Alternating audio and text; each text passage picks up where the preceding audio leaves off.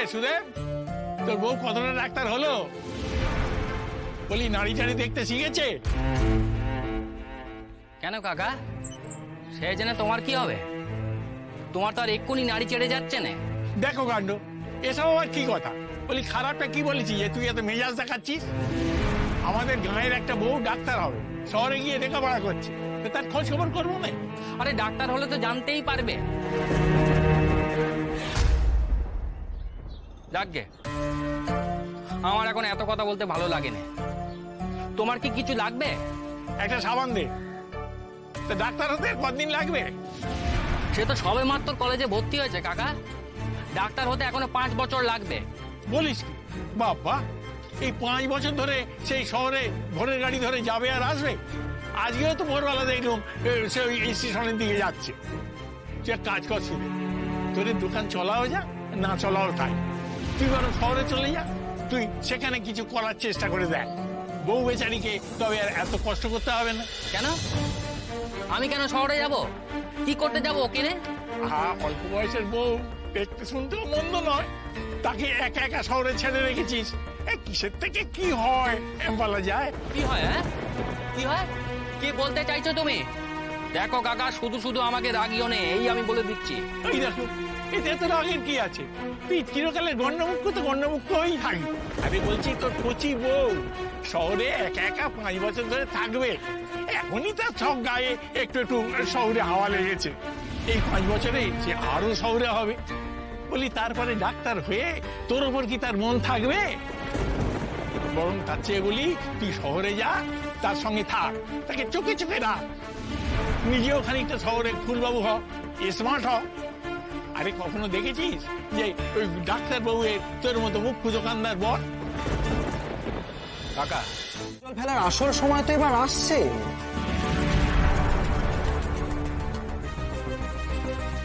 আর এই পরীক্ষা যখন আমি তোর থেকে অনেক আগে থাকবো, তখন তো তোর চোখে জলই আসবে, তাই না?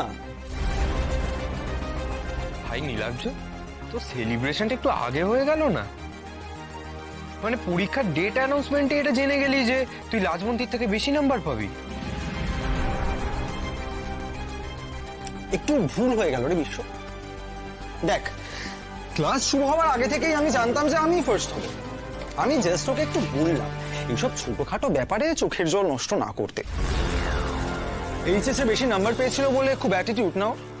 এবার তো এখানে এক্সাম শুরু হচ্ছে, বলে বলে প্রত্যেকটা এক্সামে প্রত্যেকটা পেপারে আমি তোকে বিট করব।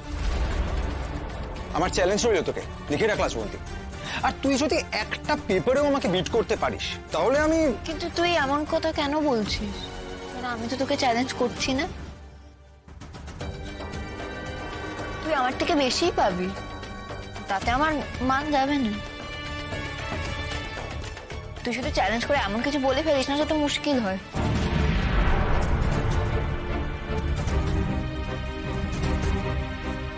নীলাব্জ, আমার মনে হচ্ছে ও তোকে হালকা করে থ্রেড দিল।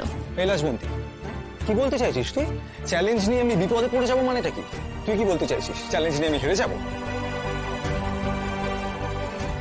হ্যাঁ তাই বলছি। এখানে বেশি না হেজিয়ে এখন কেটে পড়ে এখান থেকে। ওয়েট জুন, আমাকে জানতে হবে যে ও যেটা বললো সেটার মানে কি। কি বলতে চাইছে ও? না না নীলাজ্জ, আমি সে কথা বলছি না। আমি শুধু বলছি যে আমার মতো একটা সামান্য মেয়ের সঙ্গে তুই কেন চ্যালেঞ্জ লড়তে যাবি? তুই লড়ার আগেই তো আমি বলছি তুই বেশি পাবি আমার থেকে। এত ইংরেজিতে লেখাপড়া আমি সব বুঝি নাকি?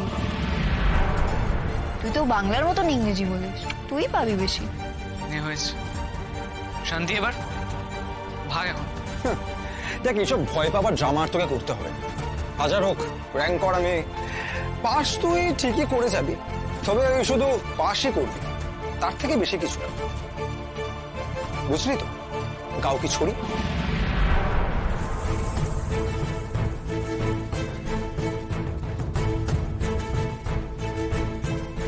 শোন লাজবন্তী, এই এই বিপটার ল্যাজ না তোকে কাটতেই হবে। বিপ? বিপ মানে কি? বিপ হচ্ছে সেটা যেটা বলা সেন্সারের মানা।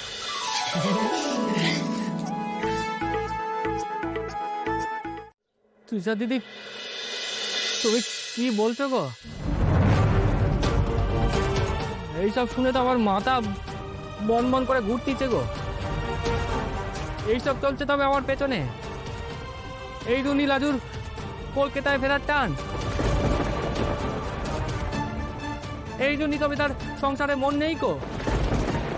কি আর বলি বলো সুদেব, আমার আর কিছু বলার নেই, সত্যি কিছু বলার নেই। আমার মনে হলো তোমাকে এটা জানানো উচিত, তাই তোমাকে জানালাম।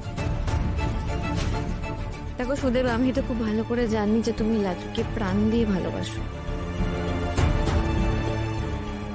তো আমি কি করবো বলো, আমি তোমাদের বাড়িতে অতগুলো দিন ছিলাম, আমার তো একটা দায়িত্ব আছে, একটা কর্তব্য আছে। তাই আমি তোমাকে কথাগুলো বললাম, প্লিজ কিছু মনে করো না গো। খুব ভালো করেছো, তুমি খুব ভালো করেছো আমাকে জানিয়ে টিচার দিদি। না না না, আমি কিছুতেই মানবো না, আমি এসব কিছুতেই মানবো না টিচার দিদি। তুমি দেখো, আমি আজই গিয়ে তাকে নিয়ে আসবো।